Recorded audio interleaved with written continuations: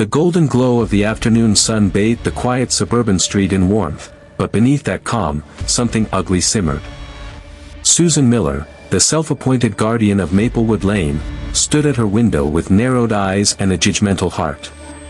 She sipped her tea, watching as Keisha Thompson, a young black mother, carried grocery bags into her modest home. Her 2 children played joyfully on the porch, their laughter echoing through the neighborhood like music. But to Susan, joy sounded like disorder. "Those kids are too loud," she muttered. "That woman's never watching them properly." Her lips tightened into a line of disdain as she reached for her phone. Her voice was calm, cold, almost righteous, when she called Child Protective Services. "I'm worried about 2 children across the street," she lied smoothly. "Their mother leaves them alone all the time. I think they might be neglected." When she hung up, she smiled. In her mind, she had done her civic duty. But what she didn't know was that the lie she had just told would come back to destroy her entire reputation. That evening, the aroma of baked chicken filled Keisha's home. The walls were alive with laughter and warmth. Her children worked on homework at the kitchen table while she hummed softly, grateful for small blessings. Then came the knock. Sharp. Heavy. Final. When Keisha opened the door, 2 CPS workers stood there, clipboards in hand, polite but cold. "Good evening, ma'am. We've received a report about possible neglect." Keisha froze. Her heart pounded. "Neglect?" she whispered, her voice trembling. "I've never. Please, come in." They walked through her tidy home, eyes scanning every corner. The stocked fridge, the clean laundry, the children's artwork pinned proudly on the walls, everything screamed love and care. Yet they questioned her anyway, as if she were a criminal. "How long do you leave your children alone? Do you use physical discipline? Have you ever struggled with substance abuse?" Each question stung deeper. Keisha answered calmly, but tears threatened to spill. She worked 2 jobs. She stayed up late sewing her kids' costumes for school. She prayed over them every night. And still, here she was, being forced to prove she was a good mother. Across the street, Susan watched from her window, sipping her tea smugly. "Any minute now," she whispered. "They'll find something." But hours later, nothing. The workers closed their notebooks, faces softening. "Ma'am, everything appears in order. Your children are happy and healthy." Before leaving, one of them asked quietly, "Is there anyone who might be trying to cause trouble for you?" Keisha's eyes flicked toward the window, toward Susan's house. But she bit her tongue. She wouldn't stoop to that level. Days later, CPS returned for a follow-up. Again, everything was perfect. This time, the younger caseworker sighed. "Off the record, Miss Thompson, this seems like a false report. False claims are serious." At the next community board meeting, the truth finally surfaced. The CPS worker filed an official statement. The report against Keisha was malicious and unfounded. The mayor read it aloud, his tone heavy. "This community will not tolerate the weaponizing of child services against innocent families." Gasps rippled through the room. All eyes turned toward Susan, seated in the back. Her face turned pale. Whispers spread like wildfire. Keisha stood, her hands trembling but her voice strong. "I work hard every day to give my children a good life. We may not have much, but we have love. And that's enough." Her children beamed from the front row, proudly holding up a framed certificate from school, Family of the Month. Susan's lips trembled. "She's just saying that to look good." But then the CPS investigator stepped forward, voice sharp. "For the record," he said, "the report filed by Susan Miller was false, malicious, and part of an ongoing pattern. By law, that is harassment." The crowd erupted. The mayor's gavel slammed down. "Susan Miller," he thundered, "you will answer for this." Keisha's eyes filled with tears, not from pain this time, but from vindication. Her truth had triumphed. Justice had arrived. But just as the room began to settle, a tall man in a dark suit entered, flashing a federal badge. His voice cut through the chaos. "Ladies and gentlemen, my name is Special Investigator Raymond Pierce. What happened to Miss Thompson isn't an isolated case. We've uncovered a network of false CPS reports targeting black families across multiple neighborhoods, and Susan Miller's name appears on more than one." The crowd fell silent. Susan's knees buckled. Keisha's heart raced. The investigator laid a thick file on the table. "This goes deeper than one woman's hate," he said darkly. "And what I'm about to reveal next will shake this entire town to its core." The room was silent. Every whisper, every breath seemed to vanish as the federal investigator's words hung in the air.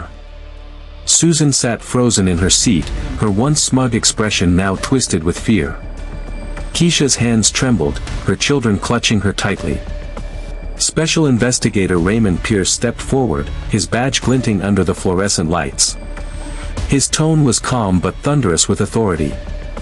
"Over the last 6 months," he said, "we've been tracking an organized group operating under the radar, individuals who have used Child Protective Services as a weapon against black families. What began as anonymous complaints quickly grew into a network spreading lies, fueled by hate."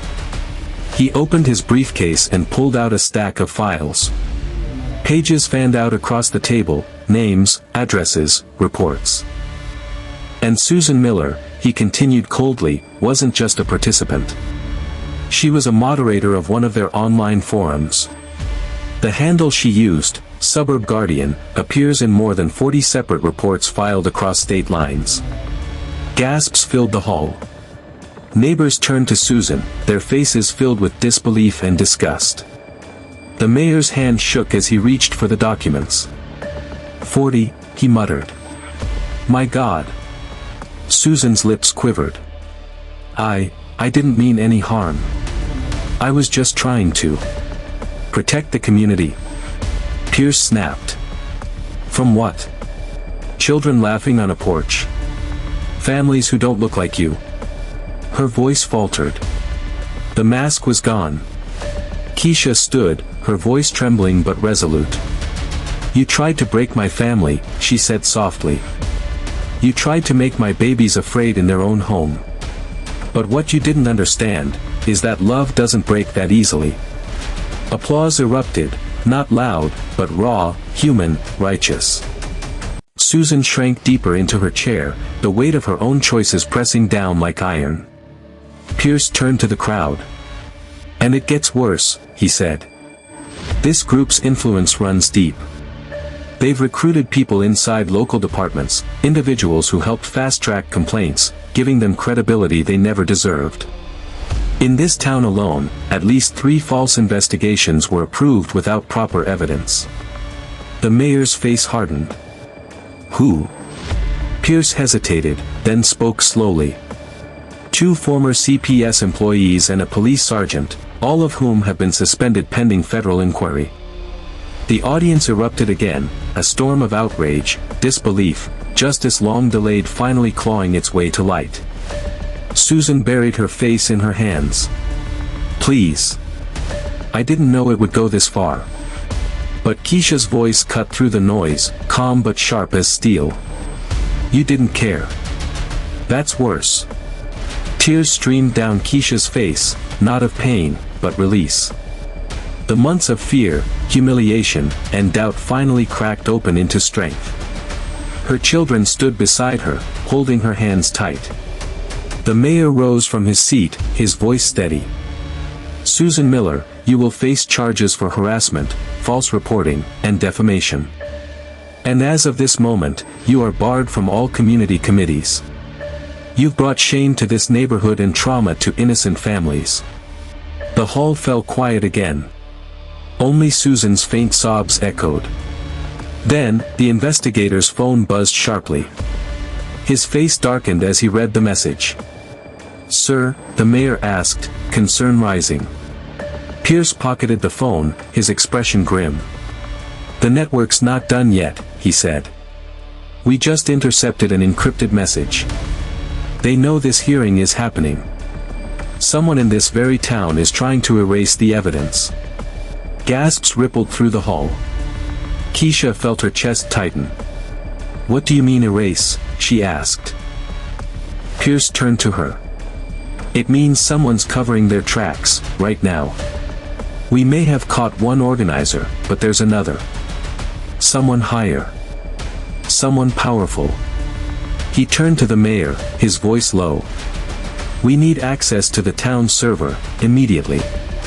The mayor nodded and motioned to his staff. But before anyone could move, the lights flickered, once, twice, then went black. The room plunged into darkness. Panic spread through the crowd. Children screamed. Someone shouted for help. Phones lit up faces in flashes of blue and white. Pierce's voice rose above the chaos. "Stay calm. Everyone stay where you are." A second later, a loud crack echoed, like a fuse blowing. Sparks flickered from a corner outlet. Keisha clutched her children close, her heart pounding. Then, silence. When the backup lights flickered on, Susan's chair was empty. The papers on the table were gone. The briefcase, too. Pierce's eyes widened. "She's gone." The mayor stepped back, pale. "Gone. How?" Pierce cut him off. "Someone helped her." He scanned the room, his voice cold. "And whoever it was, doesn't want the truth coming out." Keisha's breath caught in her throat. The justice she just felt beginning to taste turned bitter again. She looked to Pierce. "What happens now?" He looked back at her, his jaw tightening. "Now," he said, "we finish what she started. And we expose all of them." Outside, sirens wailed in the distance, growing louder, closer, as the camera of fate pulled back from the trembling community hall. The town of Maplewood would never be the same again.